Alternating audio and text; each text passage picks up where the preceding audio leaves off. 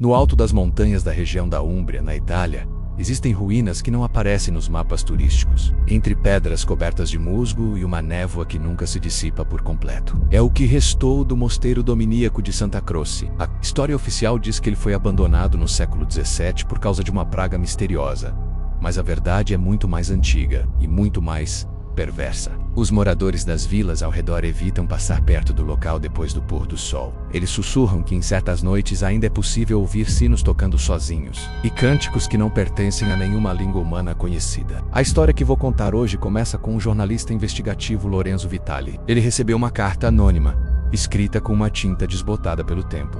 A mensagem era curta e direta. Se quiser a verdade sobre o mosteiro demoníaco, vá antes que a montanha acorde novamente. A carta não tinha remetente, apenas um símbolo estranho no final.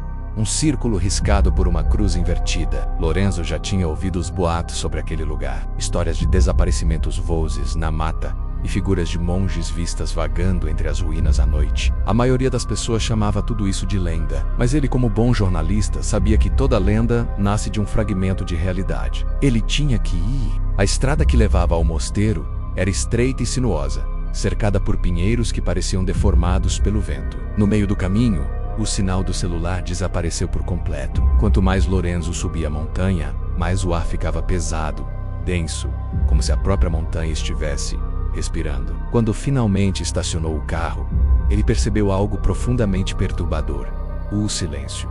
Não havia pássaros cantando, nem o zumbido de insetos, nem mesmo o som do vento. Apenas um silêncio absoluto e opressor. E ao fundo, as ruínas do mosteiro, enormes e tortas, como se estivessem afundando lentamente na pedra. Antes de subir até as ruínas, Lorenzo fez uma parada estratégica em uma pequena vila próxima. Lá ele conversou com uma senhora idosa chamada Dona Chiara. Ao ouvir o nome do mosteiro, ela imediatamente fez o sinal da cruz e murmurou com a voz trêmula: aquele não era um lugar de oração, era um lugar de invocação.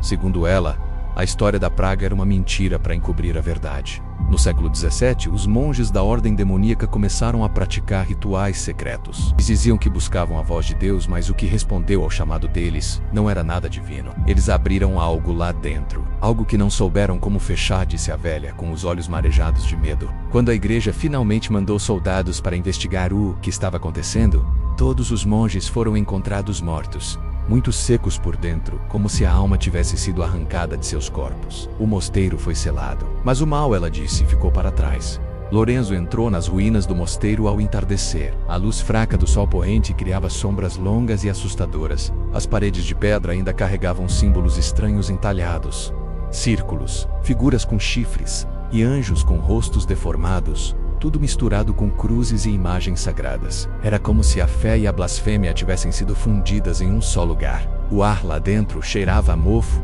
e a algo mais forte, um odor metálico, como um ferro oxidado e um sangue antigo. Ele ligou a lanterna e começou a gravar com sua câmera. Estou no interior do mosteiro dominíaco de Santa Croce.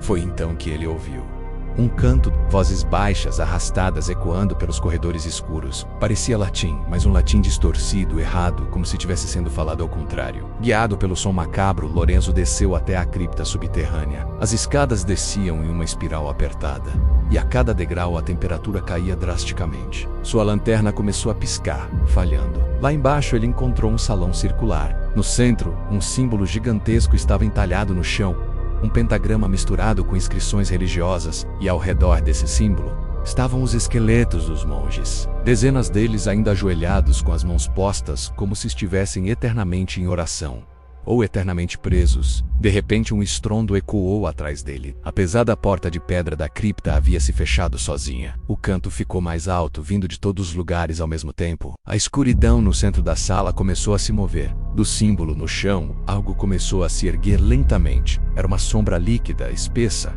sem uma forma definida no início. Aos poucos, braços disformes surgiram daquela massa escura, pernas, um tronco comprido demais, desproporcional, e, por fim, um rosto. Mas não era um rosto único. Era como se muitas faces humanas estivessem presas ali, tentando sair ao mesmo tempo da mesma cabeça, e todas elas gritavam em um silêncio apavorante. A criatura falou, e sua voz era a união de todas as vozes dos monges, falando em uníssono.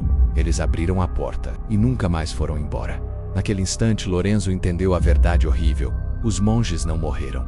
Eles foram absorvidos. Seus corpos, suas vozes, suas almas, tudo foi consumido e preso dentro da entidade que eles invocaram. E agora aquela coisa precisava de mais vozes, mais corpos, mais almas. A criatura avançou, arrastando as sombras pelo chão como um manto vivo. Lorenzo, em pânico, correu de volta para as escadas, mas o chão da cripta parecia se mover sob seus pés, como se fosse feito de carne viva. Mãos começaram a sair das paredes de pedra, menos mãos humanas, esqueléticas, tentando agarrá-lo, puxá-lo para a escuridão. Ele conseguiu subir aos tropeços, sentindo dedos frios roçando seus tornozelos. Chegou à porta da cripta e a arrombou com a força do desespero, rolando para fora no exato instante em que um grito inumano e ensurdecedor ecoou lá de dentro. O chão do mosteiro tremeu. As paredes vibraram violentamente.